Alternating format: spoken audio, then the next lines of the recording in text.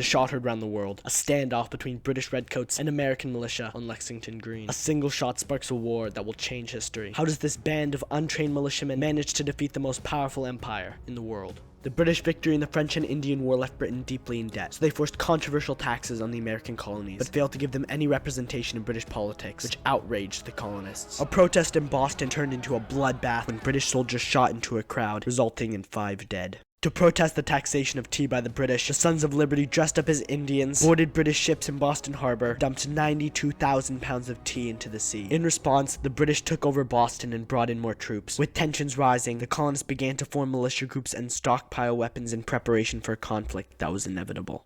On April 17, 1775, 700 British redcoats marched to Lexington and conquered. Their mission, confiscate the colonists' stockpiled arms. In a famous nighttime ride, Paul Revere and other patriots rushed to warn the militia about the redcoats' arrival. The British were met on Lexington Green by Minutemen, and a standoff occurred. Then suddenly, a single shot rings out, and both sides open fire. The untrained militiamen retreat, and the British continue their march to Concord. When the British arrive, the militia in the town retreat across the river, and the British start to search the town. After being reinforced, the militia go on the offensive and attack the North Bridge. The British, now realizing they are outnumbered, start to fall back towards Boston. The strongest army in the world is forced to retreat at the hands of an untrained militia. The march back is brutal. The British are repeatedly picked off from the trees by militia. By the time they reach Boston, the British have suffered some 300 casualties. Emboldened by the victory, militia forces surround Boston. In an attempt to break out of the siege, British Major General William Howe plans to take Bunker Hill overlooking Boston. But plans are leaked and the militia work hard all night to set up defenses on Bunker and nearby Breed's Hill. When Howe sees them, he tells his troops to attack. The American commander William Prescott famously orders his men to hold their fire until you see the whites of their eyes. They do just that, and a rain of lead cuts the first line of redcoats to pieces. After taking significant casualties, the British fall back. A second British wave then charges but also fails. As the militia run out of ammo, they are forced to retreat. A third and final British assault succeeds in taking Bunker Hill, but the heavy British casualties make it a Pyrrhic victory. Meanwhile, in Philadelphia, the Continental Congress appoints George Washington as commander of the Continental Army. In an attempt to break the siege of Boston, Henry Knox takes cannon, captured Fort Ticonderoga, and brings them all the way to the high bluffs overlooking Boston. Seeing the guns, the British realize they are too exposed, so they evacuate Boston. This is Washington's first victory of the war. This success encourages the colonies to declare independence 4 months later, but the war has just begun. Washington believes that Britain's next objective is New York, so he has his forces occupy the city. When the British arrive in New York Harbor with 32,000 troops, Washington finds himself severely outnumbered and sets up defenses in Brooklyn Heights. The British initiate a frontal assault on Washington, but it is a decoy. Washington is flanked and attacked from behind, cornering him against the East River. Luckily, a night fog sets in, allowing his entire force to escape to Manhattan. As the Patriots retreat north, they lose battle after battle. After losing both Fort Washington and Fort Lee on the Hudson, Washington's forces are reduced to a fraction of their original strength. Luckily, winter comes, which is a blessing and a curse for Washington.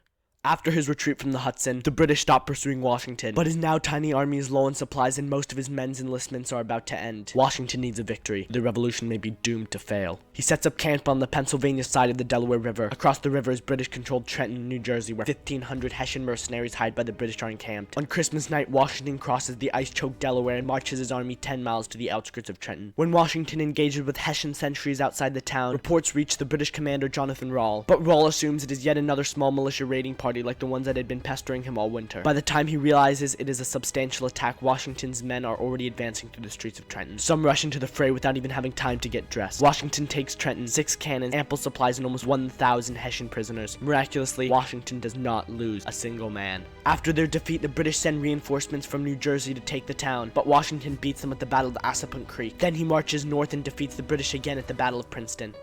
In 10 days, Washington wins 3 important battles. These were the victories that Washington direly needed. With these victories, he's able to convince many of his men to re-enlist and recruits new soldiers for the revolution, who encamp for the winter at Morristown.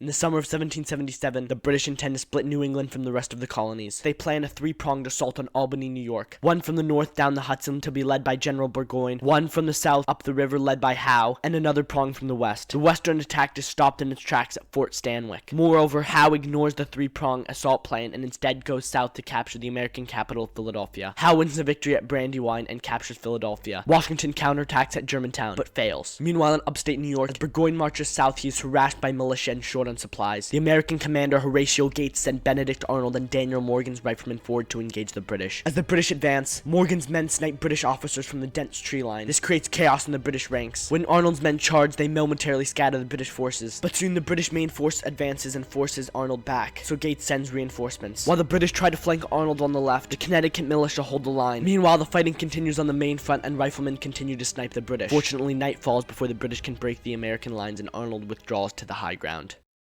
3 weeks later, reinforcements reach Gates, but Burgoyne is almost out of supplies and has no reinforcements coming. He can't wait any longer. He must either attack or retreat. After building earthen fortifications, Burgoyne launches an attack on the Americans' left line and the Americans meet them in battle. The British attempt a bayonet charge, but it fails. They take heavy casualties and are forced to retreat. The Americans, led by Benedict Arnold, then attack the British fortifications. The British, outnumbered, succeed in holding their position for a few hours. Meanwhile, Morgan's men secretly flank the British and eventually meet up with Arnold, who leads a charge between the two British redoubts. A fierce battle ensues and the British, suffering severe casualties, break rank and scatter. Burgoyne retreats during the night but is pursued by the Americans until he finally surrenders on October 17th, a major turning point in the war. The defeat of the superior British army at Saratoga lifted patriot morale and convinced the French to form an alliance with the Americans on February 6, 1778.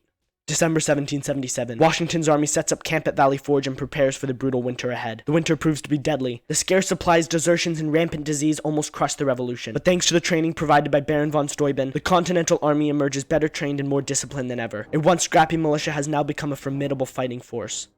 June 1778, Washington's elite fighting force marches out of Valley Forge to meet the British at Monmouth. Because of their recent training, the Americans begin to dominate the British. But indecisiveness by American Major General Charles Lee results in a bloody stalemate and a lost opportunity for Washington.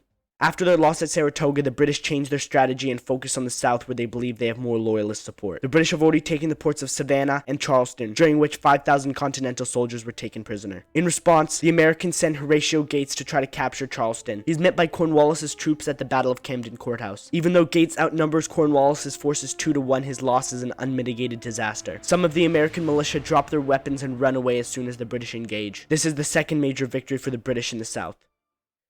After the embarrassing defeat suffered by Gates at Camden Courthouse, Washington sends Nathanael Greene to the south to engage Cornwallis. Once there, Greene sends Daniel Morgan west, forcing Cornwallis to split his troops. Morgan meets the British, commanded by Lieutenant General Tarleton, at Cowpens. Morgan uses an unconventional tactic. He splits his forces into 3 main defensive lines, with militia in the first 2 lines, Continentals in the 3rd line, and the Dragoons in reserve. When Tarleton's forces charge, front lines exchange fire, but the Americans' first line then quickly withdraws. After firing, the second line does the same and withdraws behind the Continental soldiers. The British then charge the 3rd line of Continentals. While they exchange volleys, the British are enveloped by the withdrawn militia on their left and the Dragoons on their right. In less than 30 minutes, the British lose nearly all of their men.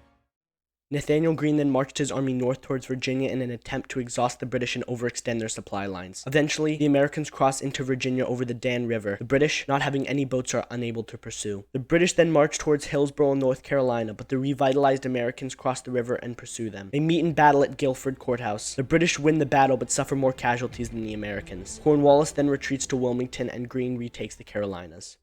Cornwallis decides to open a final campaign in Virginia, believing he could receive reinforcements and supplies from New York City faster. At the same time, he pushes his army inland, trying to separate the northern and southern colonies. By September 1781, Cornwallis is encamped at Yorktown. Washington, seeing that Cornwallis had backed himself into a corner, rushed to Virginia with a combined American and French force. Meanwhile, on September 5th, in the Battle of the Chesapeake, the British Royal Navy loses to the French Navy. Cornwallis is now completely surrounded. Outnumbered and outfought during a 3-week siege, the British are heavily bombarded and sustain great casualties.